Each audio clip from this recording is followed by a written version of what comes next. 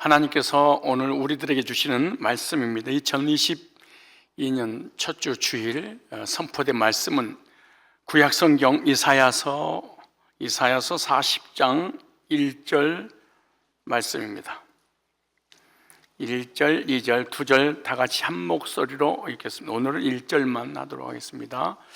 이사야서 40장 1절, 2절 말씀을 나에게 주신 약속의 말씀으로 확신하고 믿고 주장하며 사는 한 해가 됐으면 좋겠습니다. 시작. 너희 하나님이 가라사대 너희는 이루어라. 내 백성을 이루어라. 너희는 정당히 예루살렘에 말하며 그것에게 외쳐 구하라. 그 복역의 때가 끝났고 그 죄악의 사함을 입었느니라. 그 모든 죄를 인하여 여호와의 손에서 배나 받았느니라 할지니라 하라. 아멘. 내 백성을 이루어라 라는 제목으로 말씀을 선포하도록 하겠습니다. 2022년 새해가 우리 앞에 주어졌습니다. 오늘 첫 주 맞는 성산의 백성들 옆사람에게 2022년도 하나님의 위로를 풍성하게 받아 누리시기를 축복합니다. 시작.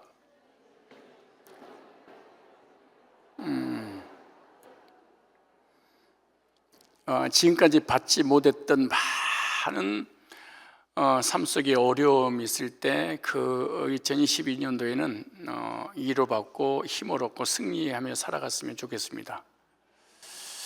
하나님을 떠나 범죄한 인간은 위로가 필요합니다. 가진 자든 갖지 못한 자든 배웠든 무식하든 어린아이든 어린 관계없이 죄인에게는 불안과 두려움과 공포와 절망과 안식이 없습니다. 그리고 온갖 부정적인 것들만 가득 찼습니다. 그래서 하나님의 위로가 필요합니다. 구원받은 성도들에게도 자범죄를 짓기 때문에 위로가 필요하고 삶에 어려움이 있기 때문에 위로가 필요합니다. 하다못해 불신자들에게까지도 위로가 필요합니다. 하나님의 위로가 함께 하시기를 바랍니다. 하나님께서 열방 가운데 이스라엘 백성을 택하여 자기 백성 삼으시고 큰 복을 주셨습니다. 조건이 있었습니다. 하나님께만 예배드리고 하나님께만 영광 올려드리고 하나님만 섬기면 하나님께서 이 땅에서 열방 가운데 최고의 복받는 나라로 인도해 주겠다라고 약속을 해 주셨습니다. 그러나 하나님을 떠나서 우상을 숭배하고 타락하여 죄짓고 세상에 빠지게 되면 반드시 내가 너희를 이방인들이 받은 저주를 너희들도 받게 될 것이다 이렇게 말씀합니다. 그러니까 복만 주시는 것이 아니라 복에 대한 의무를 다해야 되는데 복만 받고 의무를 다하지 못한 자들에게는 거기에 대한 보응이 따르겠다 이렇게 말씀하시면서 혹여나 가나안 땅에 들어가서 가나안 민족들이 살아가는 이 풍습, 문화, 문명, 살아가는 삶의 방식들의 매료가 되어서 그들을 쫓는 삶을 살게 되면 그들이 멸망한 것처럼 멸망당할 것이다 하면서 하나님께서 심히 걱정을 하셨습니다. 한번 찾아보실래요? 신명기 8장을 찾으시면 되겠습니다. 신명기 8장.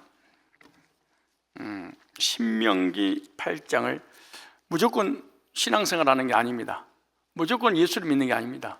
무조건 복 달라고 하면 안 됩니다. 왜 나한테 복이 안 온지도 알아야 됩니다. 왜 내가 구원을 못 받은지도 알아야 되고 어떻게 해서 구원을 받았는지 구원받고 난 다음에 왜 삶에 복을 안 주는지 왜 나의 삶에 저주가 임하는지 알고 신앙생활을 해야 되는데 신명기 8장에 보시면 1절에 이렇게 말씀을 시작하지요. 하나님께서 이스라엘 백성들에게 하신 말씀입니다. 즉 오늘 교인들한테 하는 얘기죠. 내가 오늘날 명하는 모든 명령을 너희가 지켜 행하라. 그리하면 너희가 명령 다를 게 없습니다. 하나님께 예배드리고 하나님께 영광 올려드리고 하나님을 찬송하고 말씀 중심의 삶을 살아라. 세상을 자신을 환경을 이기는 유일한 길이다. 그거 어려운 게 아니에요. 하나님의 법도를 지키는 것이 힘든 게 아니에요.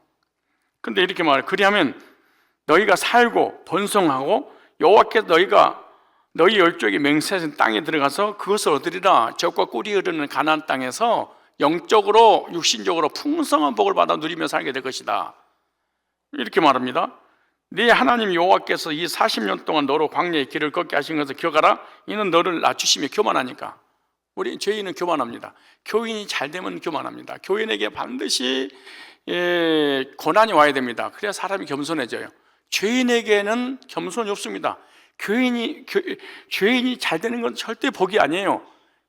죄인이 잘 되면 반드시 교만합니다. 그런데 교만을 낮추는 유일한 길은 고난입니다. 고난이 없이 사람이 겸손할 수 있다? 불가능한 일입니다. 저는 주일 1부, 2부 예배를 인도하면서 느끼는 게 있습니다. 2부는 진짜 썬데이 크리스찬이 맞습니다. 왜냐하면 이 세상 문화와 풍습에 의해서 일기예보에 의해서 교인이 반씩 쫙 2부는 줄어듭니다. 1부는 일꾼들만 나오잖아요. 1부 예배니까. 고난이 오면 더 많아집니다. 지금 1부 예배는 이 수의 한 10%가 더 왔죠. 1부는. 저기 끄트머니까 1부는 다 차고 2층, 3층까지 앉아있으니까 1부는. 근데 2부는 그렇지 않아요. 세상 풍수, 세상 문화를 쫓기 때문에 세상 날씨, 변화에 따라서 들쑥날쑥이 심하죠. 실제로 심합니다. 왜? 하나님께 절대 우선순위를 둔다는 게 불가능한 일이에요. 2부 예배자들은. 여기 나오죠. 그 말씀이 있는지 없는지 봐봐요. 네 하나님 여호와께서 40년 동안 너로 광야의 길을 걷게 하고 고난을 주신 걸 기억하라. 이는 너를 낮추며 교만하니까. 너를 시험하사 내 마음이 어떠한지 그 명령을 지키는지 안 지키는지 알게 하시면 너를 낮추며 너를 줄이게 하시며 너로 알지 못 네 열조도 알지 못한 만나를 네게 먹이신 것은 사람이 떡으로만 살 것이 아니 여호와에 비해서. 그래서 진짜 2부 예배 인도자들은 거기 떡으로만 살아요. 그 떡에 문제가 오면 여지없이 교회를 그만둬 버리거나 세상으로 나가요. 왜? 떡 때문에 신앙생활 한 거니까. 목적이 떡이었어. 목사님 진짜예요? 맞아요. 떡에 문제가 오면 하나님이고 신앙생활이고 언제든지 무너지고 말아. 한순간에 무너져요. 왜? 떡의 인생이니까. 육신을 위해 살아가니까. 왜? 영지 저 높은 곳을 향하여 관심 없어요. 그래서 떡만 달라는 거예요. 근데 그 다음에 뭐라고 적으세요? 말씀으로 사는 줄을 우리가 알게 하려. 하나님의 사람들은 떡으로 사는 인생이 아니라 말씀으로 사는 인생이구나. 겉사람을 위한 삶이 아니라 속사람을 위한 삶이구나. 속사람을 강건케 하는 것이 하나님 의도구나. 근데 속사람이 관심이 없어요. 거듭난 적이 없으니까. 그 다음에 뭐라고 하셨어요? 이 40년 동안에 내 의복이 헤어지지 않냐고 내 발이 그러니까 의식주 문제를 하나님 책임져 줬다는 얘기잖아요. 그런데 보세요. 너는 사람이 그 아들을 징계하는 네 하나님 여호와께 너를 징계하시는 줄을 마음에 생각하고 부모가 자녀를 사랑해서 잘못된 길로 가면 징계한 것처럼 하나님 아버지께서 우리가 잘못된 길로 가면 징계하는 것을 알아라. 그래 왜? 사랑하니까 매를 드릴 거 아니에요? 근데 보세요. 네 하나님 여호와의 명령을 지켜 그 도를 행하며 그를 경외할지라. 그거 어려운 게 아니에요. 보고만 해서 하나님께 예배드리는 삶을 살아라. 이 두 가지를 못하는 거예요. 교인들이. 아주 괴로워요. 이 두 가지가. 예배드리고 말씀의 삶을 사는 것을 보고 하는 거예요. 이스라엘 백성들이 40년 동안 이 두 가지를 못했습니다. 그리고 멸망하고 말아요. 예배의 삶, 말씀의 삶, 이걸 못해. 근데 보세요. 네 하나님 여호와께 너를 아름다운 땅에 이르게 하시나니 그거 골짜기에 쓰든 산에 쓰든 시내든 그 보세요. 쭉 얘기하시면서 이렇게 말해요. 10절에 시작. 네가 먹어서 배불리고 네 하나님 여호와께서 옥토로 내게 주셨음을 인하여 하나님을 찬송하고 하나님께 예배드려야 되는데 물질의 복을 받고 나니까 하나님 떠나버려.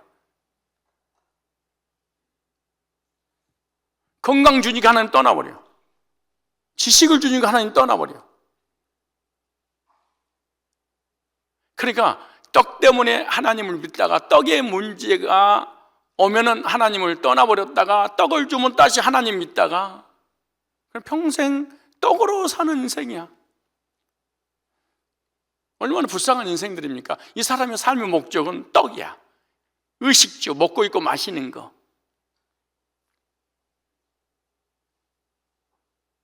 이게 종교고 우상 숭배하는 건데요. 그다음 보세요. 뭐라고 말씀하니까 내가 오늘날 네게 명하는 여호와의 명령과 법도와 규례를 지키지 아니하며고 네 하나님 여호와를 잊어버리게 되지 않도록 삼갈지어다. 떡을 주니까, 물질을 주니까, 지식을 주니까, 경제적으로 부강한 나라가 되니까 하나님을 떠날 준비를 해. 근데 보세요. 네가 먹어서 배불리고 아름다운 집을 짓고 거하게 되며 이 땅에 우리 교인들부터 시작해서 한국 사람 집 없는 사람이 몇 프로나 되겠습니까? 집이 없으면 나라에서라도 주어서 집을 줘. 집을 딱 가지고 난 다음에 하나님 떠날 준비를 해. 우리가 50년, 60년, 70년 대 세계 최고의 교회가 부흥됐죠. 떡 문제 해결되고 난 다음에 교회를 떠나기 시작했습니다. 근데 보세요. 또 네 우양이 번성하면 네 은금이 중식되면 네 소유가 다 풍부하게 옛날보다 더 삶이 좋아질 때, 생활이 필 때 다 피웠죠. 사실은 100명 중에 99명은 피웠죠. 근데 믿음은 사라져버려. 근데 그다음 뭐라 그러는가?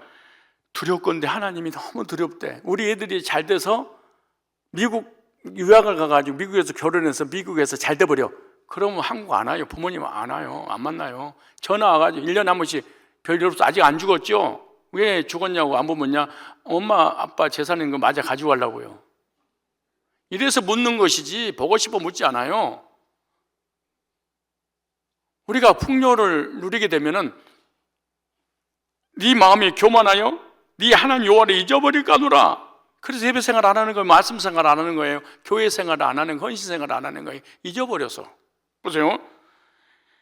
여호와는 너를 애굽 땅 종되었던 집에서 이끌어내시고, 너 죄와 저주와 사망 지옥에 갈 그 죄인들을 끌어다가 하나님 자녀 삼아서 천국 백성 되게 해주셨다. 이거 잊어버리면 첫째, 구원 안 받은 사람은 교회를 반드시 신앙생활을 떠나는구나. 썬데이 크리스천 안 하고 싶다고 몸부림친다고 해서 안 되는 게 아니구나. 자독이구나. 두 번째, 구원 받아서 헐떡이다가 구원의 감격이 떨어지면 교회를 떠나는구나. 시험은 현상이고 본질은 두 가지입니다. 하나는 구원의 문제, 또 하나는 감격의 문제. 이 두 가지 문제가 있으면 교회를 떠날 준비를 하는구나. 여러분 중에도 마찬가지. 언제든지 하나님을 교회를 떠날 수 있어요. 왜? 구원 받은 적이 없으니까. 두 번째, 구원 받았어도 감격이 없었어요. 감격을 잃어버리면 떠나요. 이걸 성경에 타락이라고 그러죠. 그 다음 무슨 뭐라는가?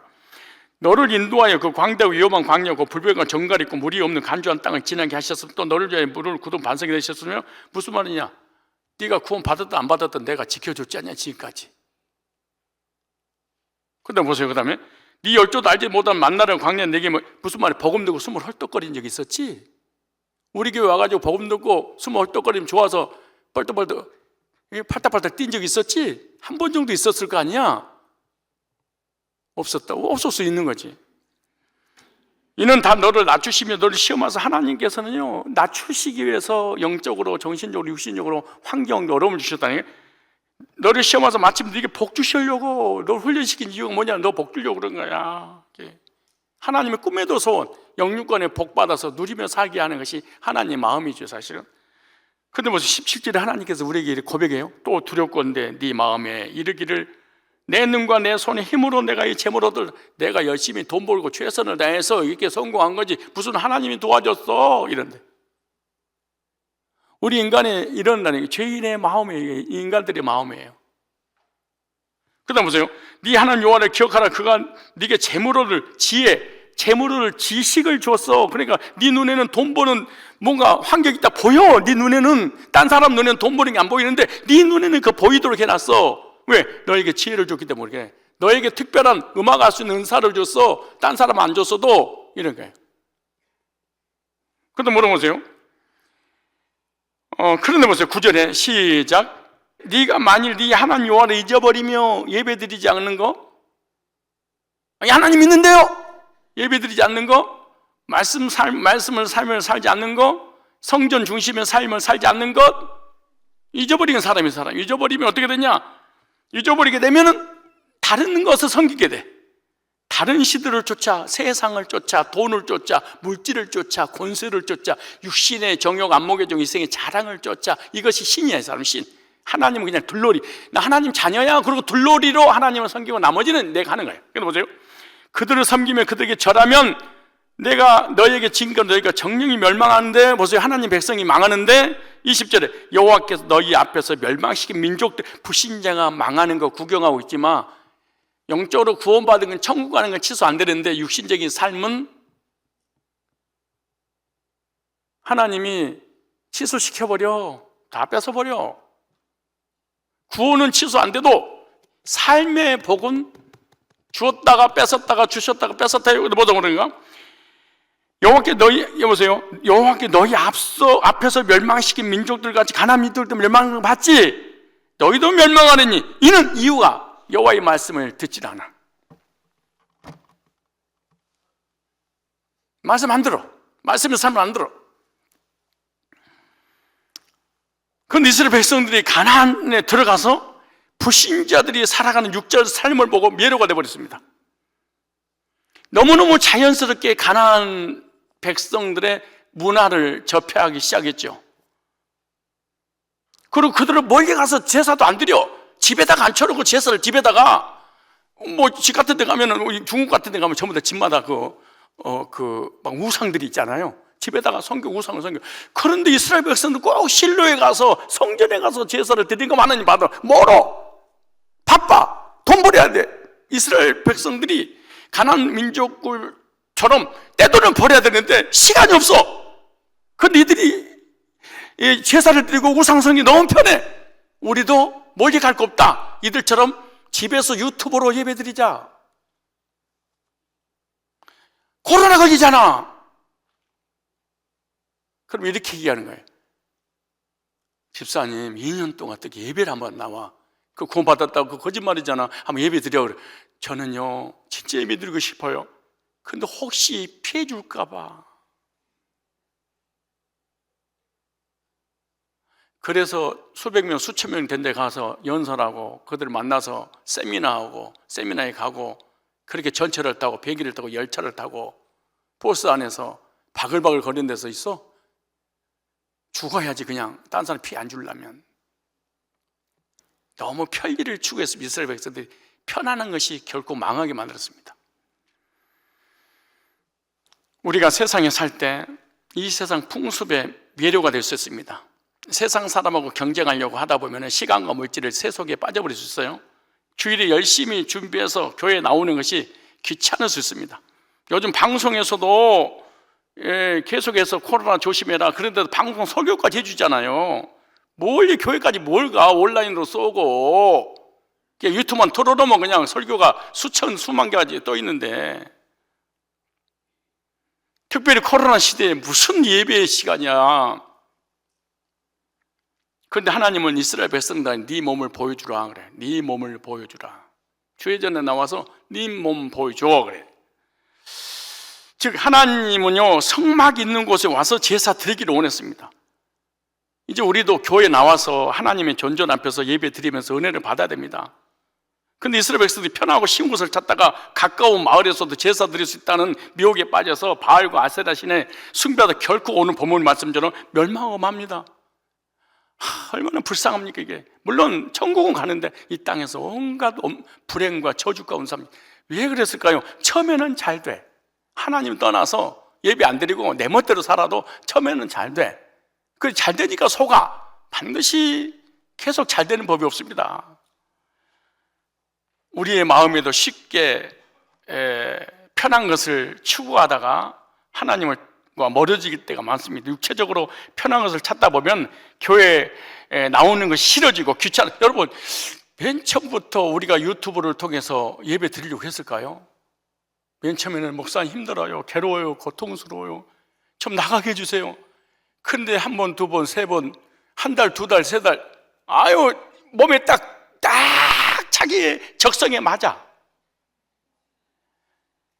그런 세월이 2년이 넘어가네요. 얼굴 안 보여줍니다. 그거는 기독교인이니까 아닙니다. 사실은 그리스도인이 아니에요. 육체적으로 편한 것을 찾다 보면 교회에 나온 것도 싫어지고 귀찮아서 신앙생활도 하기 싫어지고, 그리고 교회가 멀고, 그리고 바빠서, 그러다 보면 결국 교회와 말씀과 예배의 자리에 나오지 못하게 돼버리는 거예요. 그러다가 하나님과 멀어짐으로 당하는 그 징계가 있다. 징계가 반드시 있는 거예요. 우리가 영적인 것을 추구할 때 육체가 힘들 수 있습니다. 여러분 집에서 핸드폰으로 TV로 예배 드리는 것이 편해요? 아니면은 1시간, 2시간, 3시간 걸려서 우리 그 영암에서는 우리 오집사님은 여기서 이번에 어저께 올라오는데 9시간 30분 걸렸답니다. 그래서 성구 영신 예배를 차에서 드릴 때 울면서 간증을 듣고 울면서 9시 반 동안 9시간 30분 동안 그 고속도로 밀리는 데서 힘들게 교회 와서 예배 드리는 게 편하겠어요? 아니면 그냥 집구석에서 구석구석 처박혀가지고 핸드폰 하나 가지고 화장실에서 똥 싸가면서 보는 게 어떻게 더 편하겠어요? 이것이 망할 징조입니다, 사실은. 나도 사실은 예배 몇 번 들어봤습니다. 안 되더라고. 예배 드리다가 목마르니까 뭐 물 좀 가져와 그러고, 화장실 가고 싶으면 화장실 가고, 전화 오면은 전화 왔네. 야, 예배 드리는데 그래도 형식 갖춰야지. 모험을 해놓고 안 되더라고. 어떻게 1년, 2년 동안. 그래서 한국교회 100만 명이 교회를 떠났습니다. 며칠 전에는요, 내 후배 목사님한테 연락이 왔어. 난 남의 일인 줄 알았어요. 100만 명이. 요즘 어때요? 그랬더니 개척한 지 5년 됐는데 80명 모였습니다. 근데 목사님 지금 15명밖에 없습니다 하더라고. 기도해 주세요. 그래. 무슨 말이에요? 코로나 터지고 그 중직자들이 거의 나오지 않고 새신자들 15명 나와서 지금 예배 드리고 있는데 점점 좋아지려고 하고 있습니다 하더라고. 우리가 영적인 것을 추구하는 걸 예배 드리고 말씀 받고 기도하고 헌신하고 다 몸이 하는 거잖아요. 그럼 육체적으로는 피곤해. 육체적으로는 손해를 봐. 그러나 영적으로 속사람은 강건해지고 영적으로는 엄청나게 성장하게 돼 있죠. 영적으로는 유익이지만 육신적으로는 유익되지 못한다고 하니까 예배 생활, 말씀 생활, 봉사 생활 전혀 못하게 되는 거죠. 그래서 이스라엘 백성들 결국 하나님을 떠나게 됩니다. 겉으로는 하나님 백성 모양은 있는데 속에서는 하나님을 떠나버렸습니다. 나 기독교인이야. 나 하나님 백성이야. 근데 이미 마음에서 떠나고 세상이 이 사람을 지배했어요. 그래서 오늘 본문에 예언된 대로 말씀하셨죠, 미리서. 그래서 하나님께서 첫 번째로 오늘 2가지 말씀 간단히 드릴까요? 하나님의 징계가 있고, 그리고 그 징계라고 하는 고난을 내서 회복시켜 주실 것이라고 또 예언까지 합니다. 하나님이 이러신 분이에요. 하나님은 사랑하니까 징계하시고, 징계가 계속 가는 것이 아니라 끝이 나서 다시 너희들을 회복시켜 줄 거야 라고 또 예언까지 해 주시죠. 이스라엘 백성들이 죄지고 하나님을 떠나자 바벨론의 포로로 끌려가게 함으로 징계를 당하게 됐는데 다시 회복시켜 줄 것이라고 예언한 내용이 한번 많이 있지만은 한번 찾아보겠습니다. 에레미야 29장 10절입니다.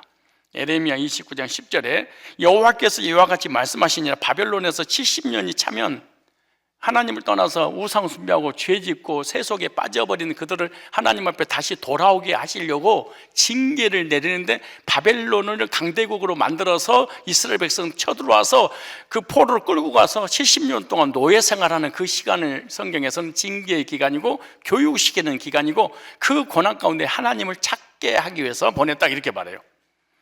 여보세요? 70년이 차면 70년의 징계 기간이네요. 내가 너희를 돌보고 나의 선한 말을 너에게 성취하여 너희를 이곳에서 돌아오게 하리라. 여호와께서 이렇게 말씀하셨는데, 바벨론에서 70년이 차면 내가 너희를 돌보고 나의 선한 말을 너에게 성취하여 너희를 이곳으로 돌아오게 하신다고 선포를 합니다.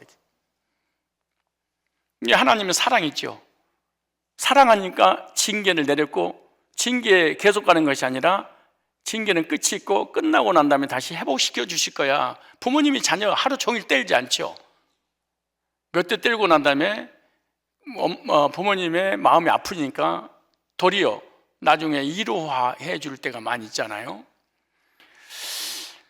유다 백성들이 바벨론에서 포로 생활했듯이 우리들도 이 세상에서 힘들고 어려운 상황 가운데서 고통당할 수 있다는 것을 말씀하고 있는 거예요.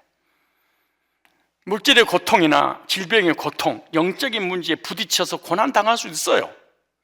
어떻게 보면 구원받지 못한 사람이 구원받은 사람보다 고난이 없고 도리어 구원받은 사람이 세상에 살 때 고난이 더 많아요. 우리 교인들도 구원받은 사람이 뭔가 더 안 되고 구원 안 받은 사람 더 잘 될 때가 참 많아요. 참 신기하죠. 그래서 송구영신 예배 달을 보고 해를 보고라도 빌잖아요. 근데 기독교들은 어디도 안 빌어.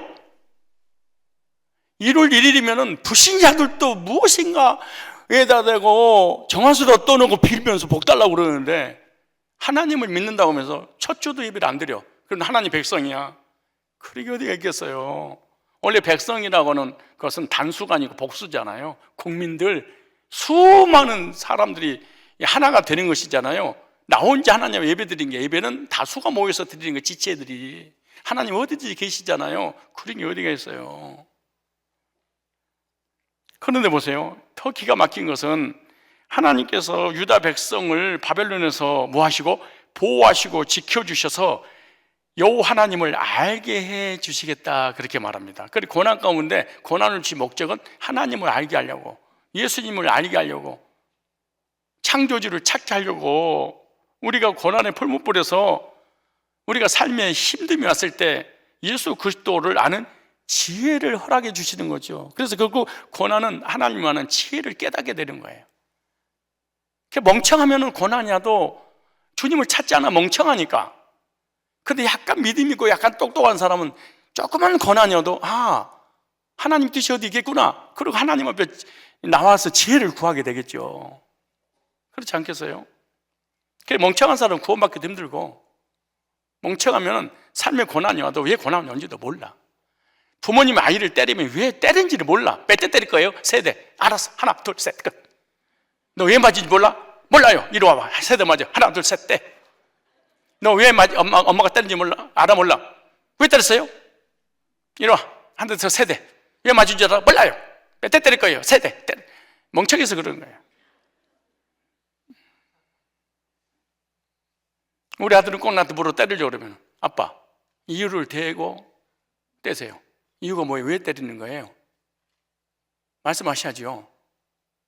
하나님 앞에 왜 맞았는지 지혜를 달라는 거예요. 그리고 그 속에서 하나님 앞에 돌아오게 하시려고 하신 하나님 의도가 있는데 모르니까.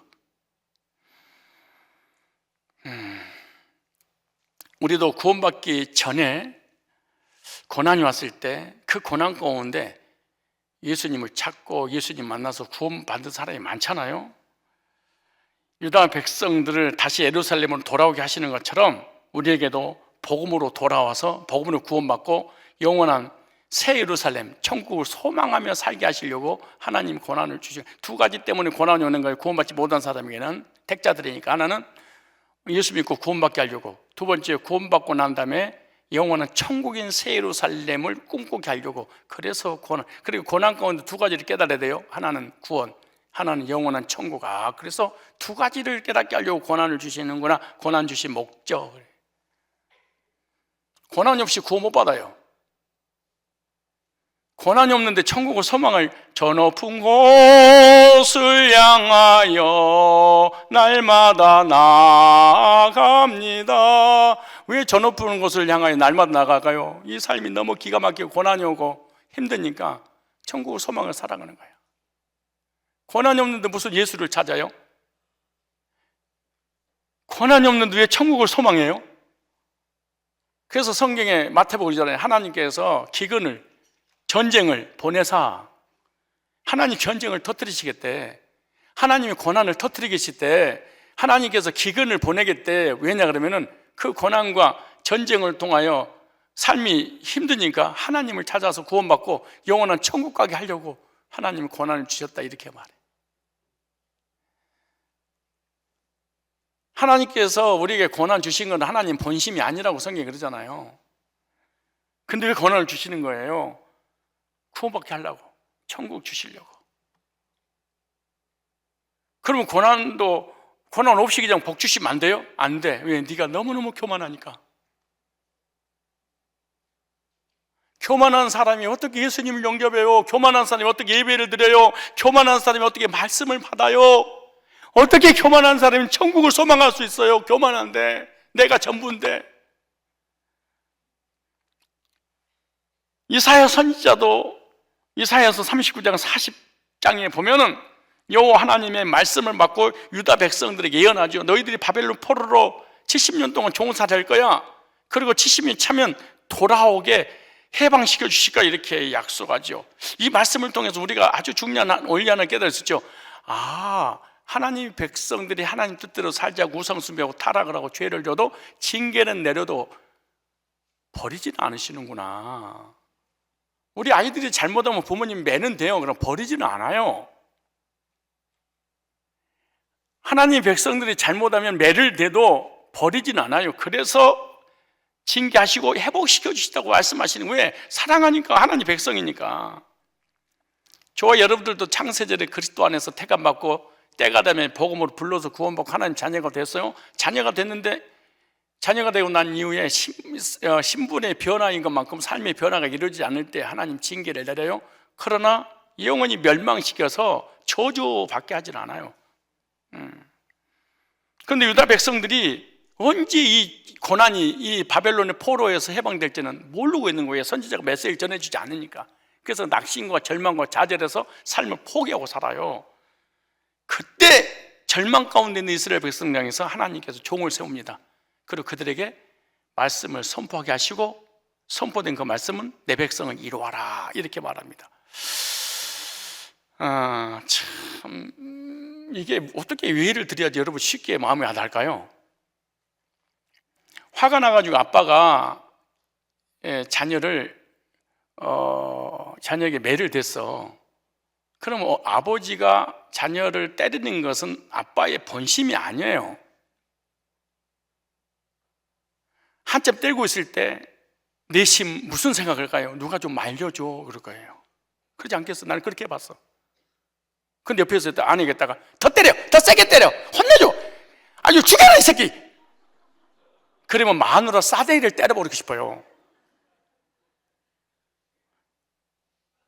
아내가 아이를 때리면은 아빠가 옆에 있다가 날 잡았구만, 걔는 물어뜯고 씹어먹어도 가만둬서 될 놈이 아니야, 그거 어떻게 해버려 그 새끼. 아유 속상해서 이제 내가 누굴 닮았는지 널 닮았나 봐, 어떻게 해봐. 이러면은요 이혼하고 싶을 겁니다. 그때 누군가가 말려줄 때 이래야 되잖아요. 아빠한테 맞았구나. 그러니까 아빠가 싫어하는 거 하지 말랬잖아. 저번에도 맞고 네가 또 그 술 먹고 담배 피고 나쁜 짓 하니까 아빠가 때리는 거 아니야. 아프지? 이리 와봐, 내가 약 발라줄게. 아이고 우리 새끼 아빠한테 맞아서 많이 힘들구나. 그리고 옆에서 울어보세요. 그 아이에게 얼마나 큰 위로가 될까요? 마찬가지입니다. 하나님 백성이 잘못하니까 때렸어. 근데 얼마나 아프니까 하나님 종을 세우는 거, 빨리 가서 내 백성, 나한테 맞았지만 좀 이래주면 저 바벨론에 내 백성이 종살하면서 힘들어하는 내 마음은 아닌 거 알지? 이사야, 빨리 가서 위로해. 좀만 참으라고, 좀만 버티라고. 내가 다시 돌아오게 해줄 거야. 이게 하나님 마음이야. 누가 영적으로 육신적으로 환경적으로 어려움 당할 때 막 저주하고 비아냥거리지 마세요. 하나님 앞에 혼납니다. 하나님 본심이 아니에요. 성도들이 고난 당하는 게, 하나님 형상을 지음받은 하나님 백성들이 힘들고 고통받고 불행한 건 하나님 뜻이 아님, 온 마음이 아니에요. 그러니까 하나님 종을 세워서 빨리 이루어라고. 그래서 이사야 선지는 위로의 메시지입니다. 격려의 메시지, 소망의 메시지. 하나님 마음이 본심이 아니었단다 알지? 그러니까 왜 태양신을 섬기고 바알신을 섬기고 아세라신을 섬기고 먹고 있고 마시는 것 때문에 집착해가지고 예배도 안 드리고 말씀도 안 받고 네 멋대로 교만해서 살아. 그래도 징계를 당했지만 하나님 마음이 아니래. 빨리 나를 통해서 이루어라고 나 보냈어. 힘내, 좀만 버텨, 돌아오게 할 거야. 그게 이사야서야 사실은. 그러므로 정확하게 얘기하면 주의 종들이 성도를 막 후려 까고 심판하고 11조 안 떼먹었으니까 저주받고 지옥간도 막 그래버리고 회개 안 하면 하나님 심판받고 멸망받는다고 이렇게 공포적인 설교를 하면 안 된다는 거야. 1호의 메시지를 전해라 이랬지. 1호의 메시지. 또 그런 설교를 좋아하는 변태들도 있어요. 사실은 맞아야 정신 차린대라. 그래 목사님 막 혼내는 설교하면은 막 울어. 목사님 은혜 받았어요. 야, 너는 어떻게 그렇게 복음을 전하면 은혜를 못 받고 두드러 패면 은혜 받냐? 이게 변태여서 그래. 영적인 변태여서 그래. 아니 얘들이 두드러 맞으면 정신 차려야 되겠어요. 사랑한다는 말에 정신을 차려야 되겠어요. 그래서 기독교는 체험에 종해가지고 강대상에서 간증식이 맨날 뭐 예배를 안 드렸더니 이빨을 부러뜨렸다든가 사고가 났다든가 뭐 저주를 받았다든가 뭐 암이 걸렸다든가 자식을 데려갔다든가 팔이 부러졌다든가 사업이 망했다든가 간증식이 맨날 간증이냐. 하나님 얻었다든가 간증만. 그런 부모님이 어디가 있어 이놈아. 이런 설교를 들으면 수만 명이 몰려오고 말이야. 그래도 하나님은 사랑해. 사랑의 메시지는 잡아버려. 그래서 이사야 선지자를 통해서 고난의 때를 끝마치게 해주겠다는 희망의 메시지를 선포하고 있는 거예요. 오늘날 하나님 백성들에게 이루와 희망의 메시지가 필요할 때입니다. 코로나 시대 때 경제로 어려움을 당할 때, 삶의 어려움을 당할 때, 육신의 질병 때문에 정치적인 정말로 얼마나 어렵습니까? 지금 이럴 때 이루가 필요하지 않겠습니까? 그런데 그 이루 중에 가장 큰 이루가 뭔지 아세요? 고난에는 끝이 있단다. 현재 우리가 겪고 있는 고난이 계속 하는 게 아니란다. 부모님이 계속 매를 댄다는 게 아니야. 잠깐 대고 회복시켜줄 거야. 예전 영광 한번 더 회복시켜줄 거야. 그 얘기죠. 한번 찾아볼까요? 욥기서 5장 17절에 욥기서 5장 17절. 지금 일대지 하고 있는 거 아시죠? 혹시 헷갈릴까 봐. 자, 욥기서 5장 17절에요. 볼지어다 6대지 잡았는데 지금 1대지 하고 있는데 시간이 50분입니다. 욥기서 5장 17절에 볼지어다 하나님께 징계받은 자에게는 복이 있나니. 참, 혹시 하나님 앞에 맞아본 적 있다? 영적인 시달림과 정신적인 시달림과 영적인 방황과 육신의 질병과 가정의 문제, 삶의 문제로 인해서 하나님 뜻대로 살지 않을 때 고난이 왔다. 하나님 백성이란 강력한 표입니다. 하나님 백성이기 때문에 목회자가 오늘 갑자기 리더로서 감정을 실어서 메시지를 전하지 않아야 됩니다. 사실은 이게 리더 가르치지 않죠. 그런데 목회자가 어떤 장로나 권사 때문에 가슴이 아파서 팍 떨면서 메시지를 전했다. 복받은 장로입니다. 그 사람이 복받은 권사입니다. 아직 마음속에 있다는 얘기 아니야. 버려버리면요, 다시 말해서 과대평가, 그 믿음을 과대평가해 준 겁니다. 과소평가하고 우습게 봐버리면은 졸든가 자든가 교회 나오든가 안 나오든가 나한테 덤비든가 말든가 그냥 신경 꺼버리죠. 그것이 사실은 그게 그게 버림받았다는 거잖아요. 목사님이 감정이 상해서 울기도 하고 웃기도 하면서 혼도 내고 그럴 때 아직 나를 버리지 않았구나. 딱까네? 이야, 이 사람은 진짜 버림받은 겁니다. 볼까요? 뭐라 그런가? 이 말씀을 하나님께서 이렇게 말씀하셔서 볼지어다 하나님께 징계받은 적에 복이 나니 그러니 너희는 정도전의 경책을 없이 여기지 마라. 후숙 여기지 마라. 매 맞는 후숙 여기지 마라. 아무리 사랑에 빠따 해도 매를 맞으면 아프지 않냐? 그러면서 이렇게 말해. 하나님은 아프게 하시다가 아까 제가 이사야 선지자 보낸 내용 나오죠. 아프게 하시다가 싸매시며 때려놓고 빨리 가서 이루해라 그러시는 거예요. 아빠가 때렸는데 엄마하고 당신 뭐해? 진짜 이런 적이 있었다니까. 우리가 하도 말 안 들으니까 너 집에 나가. 내가 그랬더니 얘가 진짜 나가래. 진짜 나가는 거야.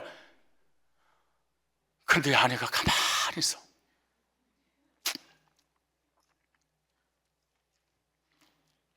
더 이상 얘기 안 하고 자, 하나님 아프게 하시다가 싸매시며 상해하시다가 손을 고치시니 그 손으로 직접 고치시니 6가지 환난에서 너를 구원하시며 7가지 환난이라도 그 재앙이 네게 미치지 않게 하시며 고난 가운데 하나님 지켜주시고 고난 가운데 보호하시고 고난 가운데 함께 하셔서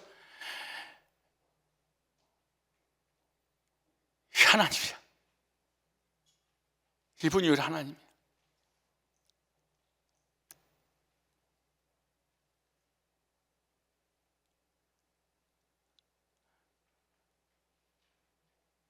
내가 우리 장로님 때문에 마음이 상해서 감정적인 설교를 하는 게 좋을까요? 전혀 다 버려버리고 편하게만 설교해야 될까요? 주님이 이렇게 말씀하시는 거예요. 말 안 듣니까 매를 대고 돌아서서 다시 싸매주고 울면서, 그래도 안 되겠으니까 주의 종도를 세워가지고 빨리 가지고 이러지, 여보 가서 얘 좀 붙잡아, 어떻게 좀 해줘봐. 이게 부모님의 마음이듯이 하나님의 마음이에요. 여러분 따라서 합시다. 우리가 고난받는 걸 하나님의 본심이 아니시니라. 하나님 마음이 아니야. 그럼 우리 해결이죠 뭐. 우리가 망하는 게 하나님 마음이 아니에요. 본심이 아니야. 우리가 아픈 게 본심이 아니야. 코로나 걸리는 게 하나님 본심이 아니에요.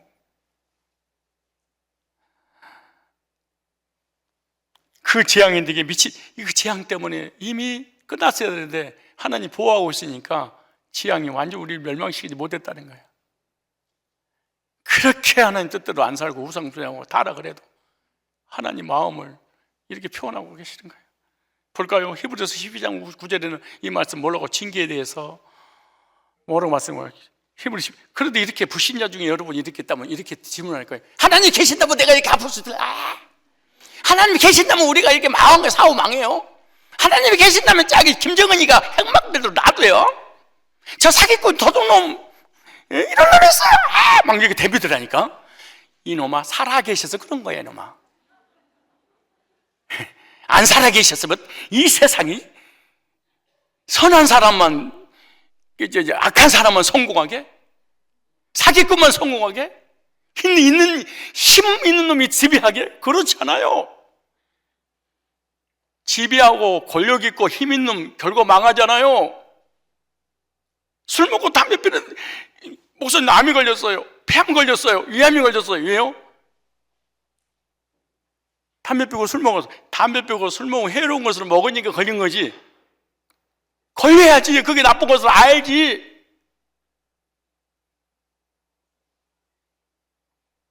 히브리 12장 9절에 또 우리 육체의 아버지가 우리를 징계하여도 공경할 거는, 우리 부모님이 내가 잘못해서 때려도 부모님을 공경할 거를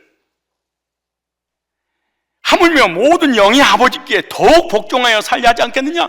하나님의 뜻대로 살지 않아서 매를 맞으면 하나님을 더 공경하고 하나님 살아계셔서 사랑해서 매를 대꾸적으로 더 공경해야 돼. 그러면서 보세요. 저희는 잠시 자기 뜻대로 우리를 징계하였고 잠깐 오직 하나님 우리의 유익을 위하여 그의 거룩함에 참여하게 하심이라. 그럼 이렇게 말씀하세요. 무릇 징계가 당시에는 즐거워. 매를 맞는데 뭐가 즐거워? 슬퍼 보이나 그거로 말미암아 연단한 자에게는 그의 평강의 열매를 맺나니. 의의 평강에 하나님께서 잘못한 거 매를 대고 계산 끝나고 마음의 평안을 주시고, 그러니까 여러분 징계가 끝나면 특징이 뭐냐? 마음의 평안입니다. 안식입니다. 현재 우리가 겪고 있는 고난이 문제는 무엇입니까? 오늘 이 말씀을 통해서 위로받으시고 그 고난의 끝이 있다는 것을 꼭 기억하십시오. 그런데 우리에게 오는 고난이 계속 되는 것이 아니고 뭐가 있다? 끝이 있다는 것만 기억해도 우리가 위로받고 인내하고 믿음으로 살아가고 하나님이 더 가까이 갈 수 있어요. 포로 생활에 고난이 계속되는 것이 아니라 끝난단다. 유다 백성들에게 빨리 전해라. 그때 이스라엘 백성들이 얼마나 큰 위로가 되고 힘이 되고 소망이 생겼을까요? 낙심과 절망과 좌절 가운데 있었을 때 그 메시지를 듣는 순간 위로가 생긴 거예요. 그래서 두 번째 선지를 통해서 내 백성을 이루어라 이렇게 말하는 거예요. 40장 1절에 너희 하나님이 이르시되 너희는 이루어라. 내 백성을 이루어라. 매를 대놓고 난 다음에 이루하시는 거예요. 이사야 선지자는 하나님의 말씀을 받아서 선포합니다. 너희 하나님 이르시되 너희는 이루어라. 내 백성을 이루어라. 고난으로 인해 낙심과 절망 가운데 있는 이스라엘 백성을 향해 선지자는 하나님 말씀으로 선택받은 백성들을 이루라고 하시는데, 유다 백성이 바벨론 포로 생활로 고통을 당했지만 이제는 끝났으니까 희망을 가져라. 이제 다 됐다. 이루해라. 왜 이들에게 이루가 필요했을까요? 죄를 짓고 죄책감에 시달려 고난이 왔으니까, 그 고통 중에 낙심하니까 이루가 필요했던 거예요. 그래서 왜 인간이 고난을 당하고 고난 중에 있을 때 하나님 무엇으로 이루하는가? 왜 인간이 고난당해? 죄 때문에. 고난이 중에 있을 때 하나님 무엇으로 이루할까? 그리고 무엇으로 해결해 주실까? 먼저 하나 볼까요? 먼저 하나를 보면 말씀을 거역할 때 그 죄 때문에 고난을 받습니다. 그 죄를 짓고 고난이 왔을 때 위로가 또 필요합니다. 보세요. 시편 107편 볼까요? 시편 107편 10절 볼까요? 자, 한번 찾아보세요. 왜 우리에게 고난이 오는지, 왜 신자에게 고난이 오는지, 왜 구원받은 하나님의 백성에게 고난이 오는지 알아야 돼. 고난이 안 왔다, 이건 저주받은 백성이에요. 하나님 버린 거예요. 하나님 자녀가 아니고 불신자예요. 신자에게만, 자녀에게만 오는 특권이에요, 고난이. 여러분, 지나가는 아이가 술, 담배 하면서 침을, 우리 집에 지나가다 그 골목이 있는데 중학생애들이 담배 피우면서 그래. 여자애들, 남자애들도 아니야. 근데 이게 내가 우리 예언이 은총이가 있는가 찾아봤더니 없더라고. 그래서 그냥 와버렸어. 근데 만약 내 자녀들이 거기 있었다면 어떻게 했어요? 대가리 피단 말인 지집에 가 있다. 이리와, 그냥 머리를 끌고 내가 왔을 거야. 내 새끼니까. 요즘 침을 뱉더라 그렇게 맞아. 이게 뭐야? 나 그런데 걔네들이 시작할 거 아니야. 얘네들이 나중에. 나 깜짝 놀랐어. 남자들만 침 받을 줄 알았더니 여자들 침 받을 때는 지저버리게 받더라고. 한번 더 해봐. 아니, 진짜 내가 진짜 봤다니까. 허영 가려. 그리고 우리가 쳐다보니까 우리 앞에 지나가도 우리 그냥 가, 이 새끼야. 요즘 애들요, 건들지 마세요. 묻지마 죽어요. 나는 그래서 걔네들, 우리 애들 없으면 그냥 피드가 말다가 냅둬 버려야 돼. 죽으려면 묻지도 못하겠어요? 여보세요. 자기 자녀들인데, 보세요. 자녀들이 부모의 말을 안 들으면 보세요. 시편 110편 10절에 사람이 흑암과 사망의 그늘에 앉으며 공고와 쇠사슬을 메면 11절에 하나님의 말씀을 거역하며 지존자의 전능하신 창조주 하나님의 뜻을 멸시하였습니다. 하나님 말씀 안 받아들여. 지 멋대로 따라, 지 이성, 지 견해, 지 고집. 사람이 자기 옳은 대로 살아버려. 자기 생각이 옳은 대로 결정을 해버려. 하나님의, 그건 망하는 길인데 하나님의 말씀 안 받아. 그 다음에 그럼 하나님 말씀을 받지 않는 사람의 특징이 뭐냐? 12절에 그러므로 수고로 저희 마음을 낮추셨으니, 하나님이 고난을 통해서 고생하게 해가지고 겸손하게 만들어. 하나님의 뜻을 멸시함이라. 그러므로 수고로 저희 마음을 낮추지 저희가 엎드리자 돕는 자 아무도 도와주지 않는데, 이에 저희가 그 근심중에 여기 부르짖은 그것 통해서 구원하시되 흑암과 사망의 그들을 인도하여 내시고. 그러니까 근데 보세요. 역대하 36장 15절 보세요. 하나님이 종을 부지런히 보낸다고. 그 열조의 하나님 여호와께서 그 백성을 그 거하는 아끼사 부지런히 그 사자들을 그 백성이 보내어 이르렀으니. 자 보세요. 역대하 36장 15절 말씀을 전하고 있는 거예요. 하나님의 백성들이 고난이 오니까 그 고난을 해결하려고, 또 고난 전에 복을 받으니까 교만해서 하나님 떠나니까 하나님 종을 통하여 책망의 메시지, 권면의 메시지, 위로의 메시지를 전했는데, 잘 먹고 잘 사니까 주의 종을 우습게 여기고, 또 고난이 왔을 때 메시지를 전하면은 나를 까네? 그러고 안 받아들여? 그럼 누굴 믿을래? 하나님하고 직결을 할래요? 그런 귀신 들어간 거죠. 볼까요? 뭐라는가? 그 열주에 하나님 여호와께서 그 백성과 그거 하시는 걸 아껴서 부지런히 그 사자를 그 백성이 보내 이르렀으나 그 백성이 하나님의 사자를 비우고 우습게 여기는 거야. 말씀을 멸시하고, 그가 전한 말씀 멸시하고 그 사람을 우습게 여기고 그 선지를 욕해, 흉보, 비판해, 막 비방해. 여호와의 진노로 그 백성에 미쳐서 만회할 수 없게 되었으므로 용서받지 못해버린 거예요. 하나님께서 하나님의 종을 통하여 하나님 백성을 살리고 메시지를 보냈는데 그 메시지, 왕의 어명을 거역해. 그리고 왕의 어명을 전하는 사신을 괴롭히고 죽이고 그러는 거죠. 주의 종을 통해서 나를 살리려고 메시지를 주었는데 그 메시지를 전하는 그 메신저를 우습게 여기고 비웃고. 그런데 그래서 고난이 왔잖아요. 말씀을 받지 않으면 고난이 온다. 따라 말씀을 받지 않으면, 말씀을 거역하면 고난이 온다. 왜 말씀을 거역할까요? 교만하니까. 자기 속에는 옳은 대로 내 생각에 맞아 하나님 말씀 맞는 게 아니고. 그럼 고난이 왔어요. 그럼 해결을 뭘로 하냐? 자, 시편 107편. 그럼 하나님께서 해결을 어떻게 하실까 볼까요? 아니, 주의 종을 세우고 그 주의 종을 통하여 말씀이 선포돼서 그 말씀으로 축복하려고 그랬는데 그 말씀 안 받아들였어. 그래서 고난이었어. 그럼 하나님이 종을 통하여 또 말씀을 보라는 거. 해결도 보세요. 시편 107편 9절에 시작. 예, 저희가 그 근심 중에 여호와께 부르짖으면 그 고통에서 구원하시되, 부르짖어. 너무 괴로우니까 하나님께 기도했어. 그럼 하나님 누구를 보냈냐? 저가 그 말씀을 보내어 저희를 고치사 위경에서 건지시는도다. 그 말씀을 거역했으니까 고난이 왔어요. 그 고난의 문제 해결하려고 그래요. 다시 말씀을 보내요. 하나님 직접 찾아오지 않아요. 직접 개입하지 않아요. 직접 내가 기도하니까 하나님 응답해 주지 않아요. 응답을 메시지로 해주는 거예요. 그리고 하나 더 할까요? 자, 고난이 뭐 때문에? 말씀을 거역해서.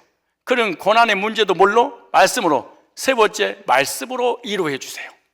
뭘로 이루어 주신다고요? 말씀으로. 자, 볼까요? 시편 119편 찾아봅시다. 시편 119편 92절. 자, 시편 119편 말씀을 잘 들으셔야. 그러니까 영적인 방황이든 정신적으로 시달리고 우울증 걸리고 육신 아프고 삶이 어렵고 힘들고 낙심과 절망 가운데 빠졌으면 멍하니 있지 말고, 이야, 하나님은 창세기 1장 1절 이왕시로 마지막까지 주의 종을 세우고 말씀을 해서 말씀으로 그래서 내가 여러분 머리에 손 얹고 기도하고 막 지근지근하고 막 이렇게 누르고 자빠쓰고 안 하는 이유가 그래서 그래요. 귀신이 들어오든 정신도 시달리든 내가 나쁘잖아요. 메시지로만 하나님은 해결하시기 때문에 그런 거야. 물론 기도에서 해결해. 그런데 가장 하나님의 방법이 뭐냐? 건전한 방법은 말씀 받을 때 해결해요. 말씀 받을 때 치료하시는 거예요. 말씀 받으면 해결되는 거예요. 시편 119편 이렇게 말하잖아요. 주의 법이 나의 즐거움이 되지 아니하였다면 내가 내 고난 중에 멸망하였습니다. 오늘 내가 세 구절을 말씀을 고난 가운데 말씀으로 이루어 주신다는 이 말씀을 전하려고 하는데 보세요. 주의 법이 나의 즐거움이, 하나님 말씀이 기쁨과 즐거움이 아니었으면 내가 고난 중에 있었는데 죄를 때문에 징계가 와서 고난 당할 때 그 고난을 어떻게 해결했냐? 주의 법이 즐거움으로 그 고난을 해결해. 근데 주의 말씀이 나한테 찾아오지. 주의 종이 전해주는 그 메시지를 통해서 그 고난 가운데 이루를 받지 못했다면 나는 그 고난 가운데 멸망했을 거야. 그렇게 말해. 이미 나는 끝났어. 시편 119편 50절 볼까요? 이 말씀은 나의 곤란 중에 이루라. 곤란 중에 이루라.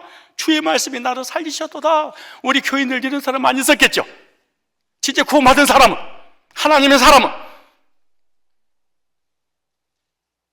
육신의 질병과 삶의 환경의 어려움과 너무너무 고난이 있었을 때 하나님이 나와서 앉아있는 하나님 말씀이 나한테 찾아와가지고 막 이루어지고 격려주고 힘을 주고 희망을 주고 피조를 주고, 그래서 그때마다 살고 그때마다 회복되잖아요.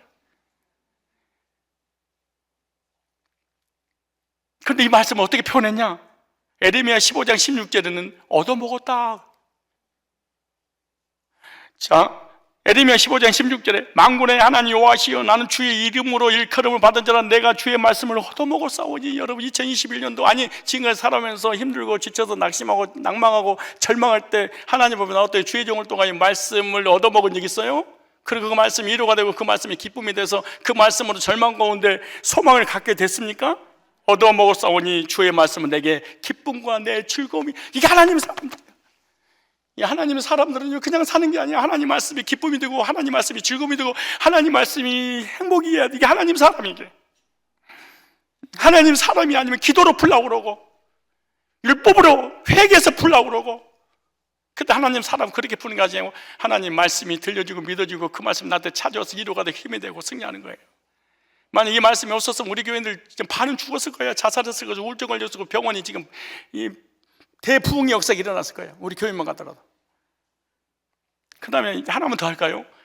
의인에게 오는, 왜 나는 하나님 뜻대로 살고 믿음으로 살고 예배드리고 말씀 받고 말씀에 순종하고 헌신하고 주님의 뜻대로 사는데 왜 고난이 와요?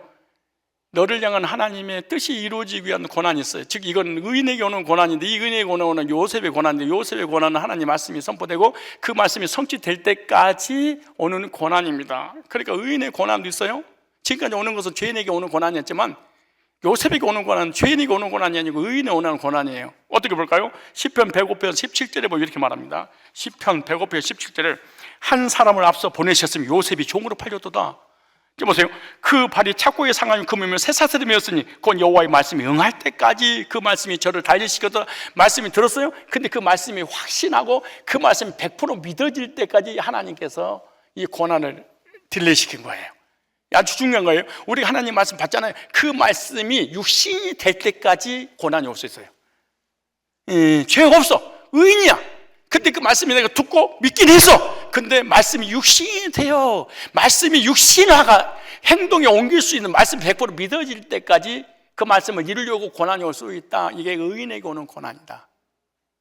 의인에게 오는 고난은 어떤 역사가 일어나냐? 다른 사람을 살리는 고난이다.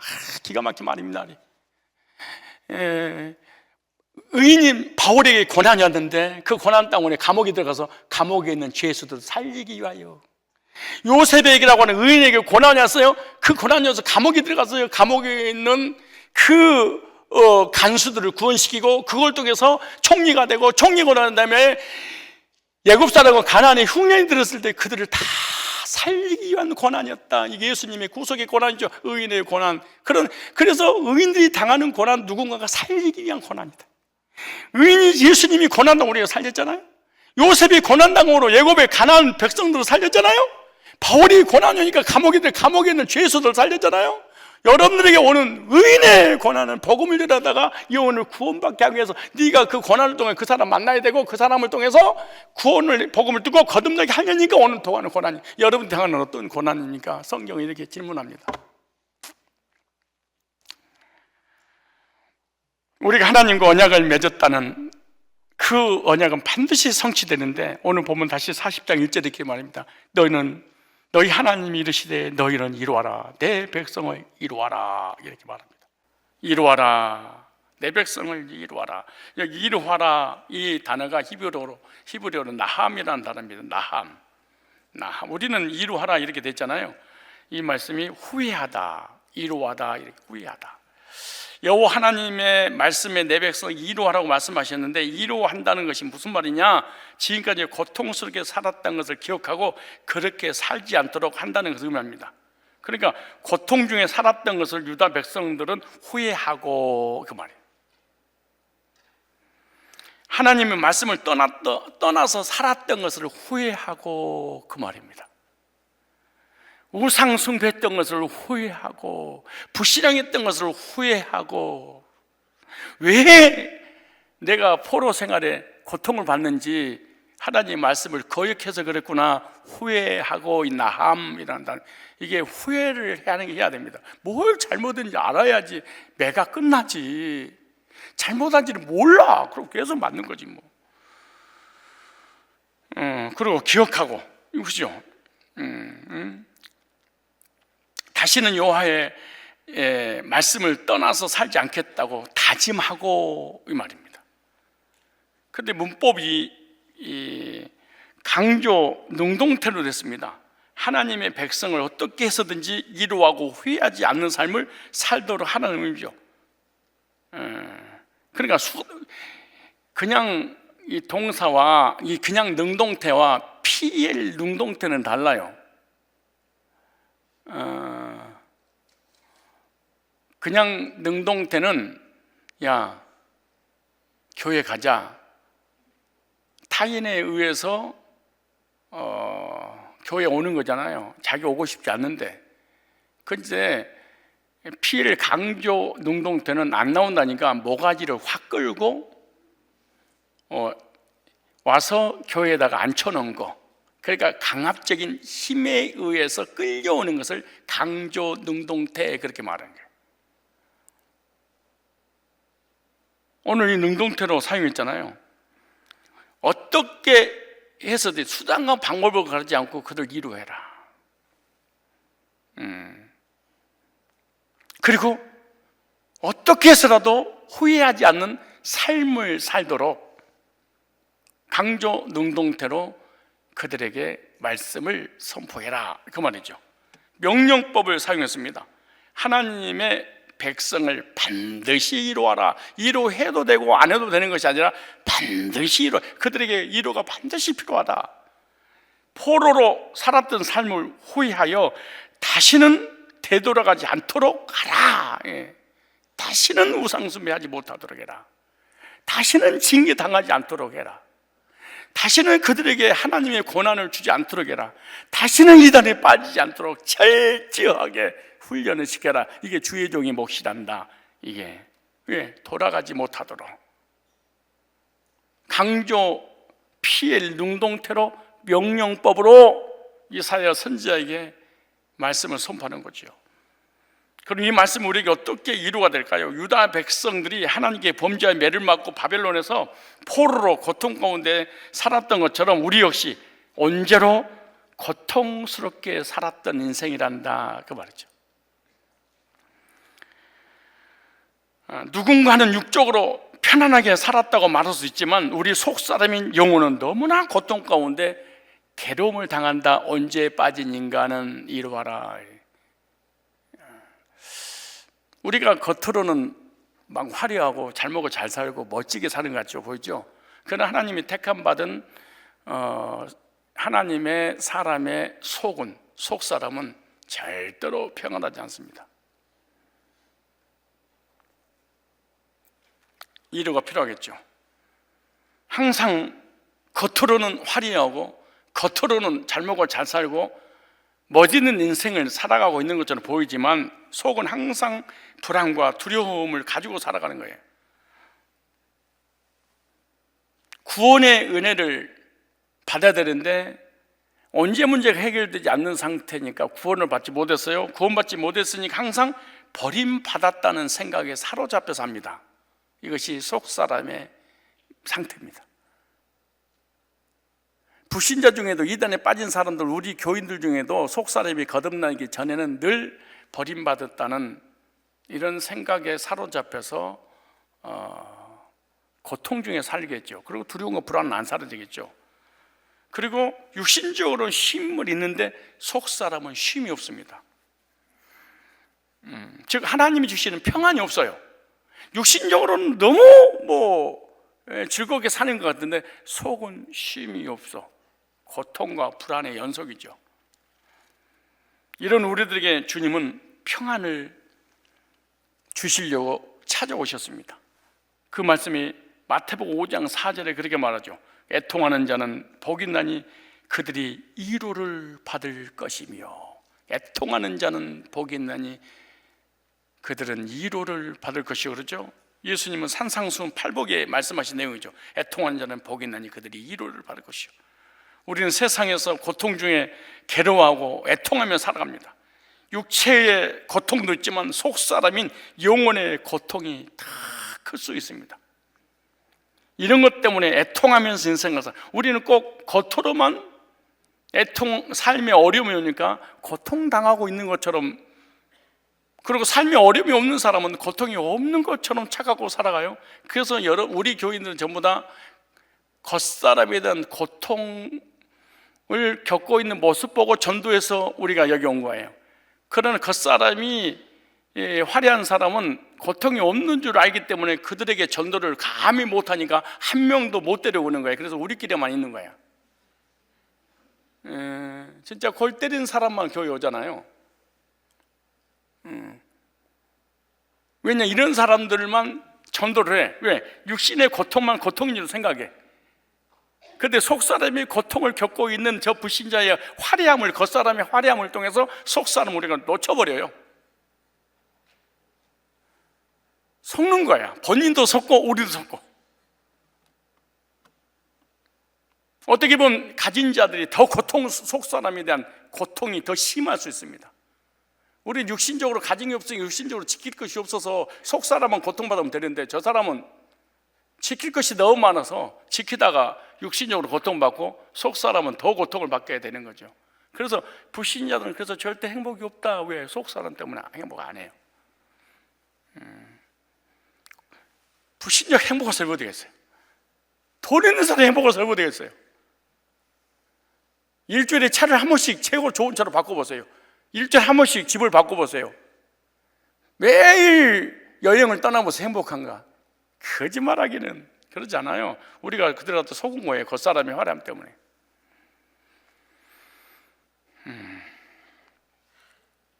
그런데 예수님은 이런 자들에게 복이 있다 이렇게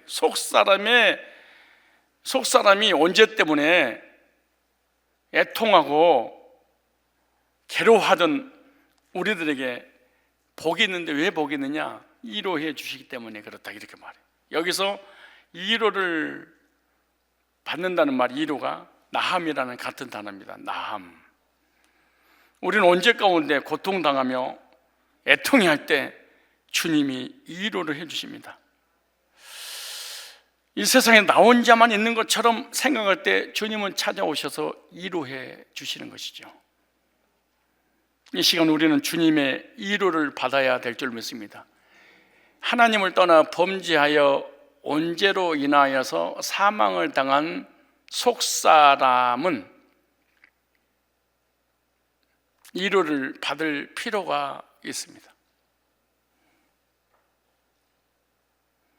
만약에 겉사람이 위로를 받을 필요가 있다면 물질로 도와주면 되겠죠.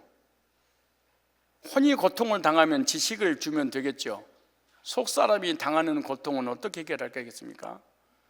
그 사람들은 혼이 지적인 부분이, 이성적인 부분이 내 있어서 부족하면은 공부를 가르쳐서 아주 이성적인 실력 있는 사람으로 갖추어서 도와주면 되는 거지만, 육신이 아프면 병원에 가서 도와주면 되지만,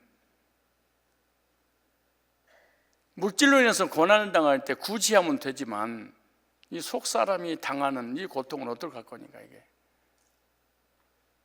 이거는 언제 때문에 당하는 이 불안과 두려움과 공포와 절망은 영원히 우리 인간에게는 사라지지 않습니다. 주님 만나기 전까지는. 그래서 불신자는 행복하지 않는다. 그런데 그 고통 가운데 애통하는 자가 있다. 그 사람은 위로를 그래 자꾸만 애통한다고 하니까 외적인 겉사람의 힘듦만 생각하면 곤란해. 그래서 우리는 겉사람으로는 배운 거, 가진 거, 아는 거, 물질 별로 거지처럼 살아간 사람 많아. 그러나 겉사람으로 화려한데 속사람 비참한 사람들을 화려하게 행복하게 살아가게 해주는 그런 멋있는 인생을 우리가 살아가고 있는 거예요. 우리가 그런 사람이에요. 누가 더 훌륭하고 위대하게 쓰임받는 사람입니까?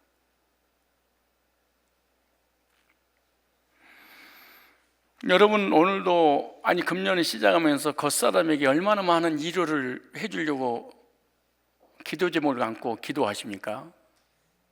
아니면 속사람을 강건하게 하옵시며 속사람을 위해서 시간과 물질을 투자할 것입니까? 겉사람을 위해서 투자할 것입니까? 이 세상에서 가지고 배운 사람보다 더 불쌍한 사람은 솔직히 없습니다. 정말로 불쌍한 사람들입니다. 속사람의 고통이 두려움과 불안을 겉사람의 화려함으로 해결받으려고, 위로받으려고 하는 거예요. 그래서 그런 사람들이 배울수록, 가지면 가질수록 자존심 상하면 자살해버리고, 가지고 있는 것이 사라질 때 인생을 포기해버리고 비참하게 사는 이유가 그래서 그런 거예요. 뭔지 모르지만 불안하고 두려운 것을 어떻게 만족시킬까, 해결할까, 위로할까. 그래서 겉으로의 화려함으로 포장하는 거예요. 이것도 다른 말로 명품 그래. 나의 열등감을 명품으로 커버하는 거예요. 여러분의 이상하게 생긴 얼굴을 화장빨로 커버하는 것처럼 속사람을 겉사람의 화려함으로 포장해? 그런다고 행복하지 않아요. 이 지구상에는 가장 비싼 명품을 여러분 머리부터 발끝까지 다 포장해 보십시오. 행복하다 그런가? 그렇지 않아요. 속는 거예요. 이 애통은 속사람에 대한 애통입니다.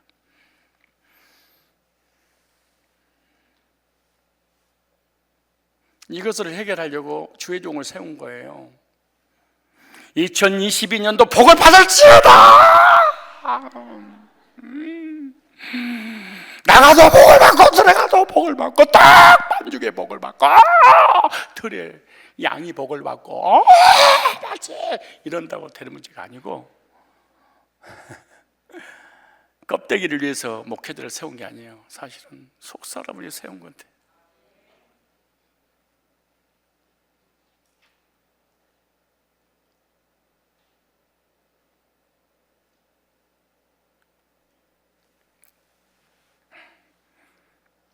이 시간 하나님께로 왔던 속사람, 창세전에 그리스도 안에서 있었던 영원한 그 영적인 사람이 이 세상에 와서 육체가 혼이 죄를 짓고 영이 죽어버림으로 인해서 꼼짝달싹 못하고 비참과 고통 중에 있는 그 속사람이 2022년도 1호를 듬뿍 받기를 축복합니다. 하나님께서 내 백성을 이루하라. 내 백성, 영적이든 혼적이든 육신적인 것이든 삶의 고난이 왔다면 이루하라. 이 시간 세상 육적인 고통과 고난과 질병과 물질의 부족 때문에 애통하고 괴로워하는 것, 속사람이 영혼이 아직도 언제 가운데서 고통당하고 있는 이런 심령들에게 이루하라. 이루하라. 내 백성을 이루하라. 속사람을 이루하게 하기 위해서 선포했는데 유다 백성들과 세상 사람들은 도대체 이해가 가지 않습니다. 그래서 톱으로 켜서 이사야 선지자를 죽였습니다.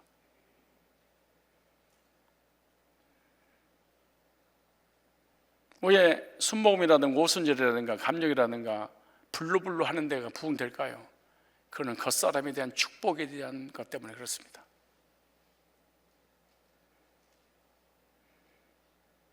이 땅에서 살고 끝나버리는 이런 사람들에 대해서 껍데기에게 막 복을 준다니까. 그래서 요즘 신사도 다니엘 기도 이런 데가 대부흥이 일어나는 게 뭔지 아세요?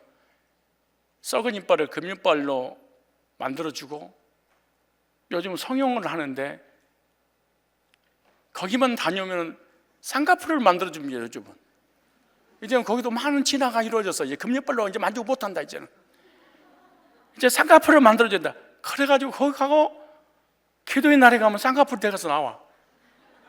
우리 교회 집사 하나도 금이빨 만들어가지고 왔잖아요. 이게 한국 교회입니다. 한국 교회입니다. 우리도 주님의 구속으로 위로받고 예수 그리스도를 믿음으로 언제 문제 해결받아서 하나님께서 축복해 주심으로 육신적인 삶의 고통에서도 해결받는 놀라운 기적의 역사가 일어날 그런 한 해를 주신 하나님으로부터 큰 위로받기를 바랍니다.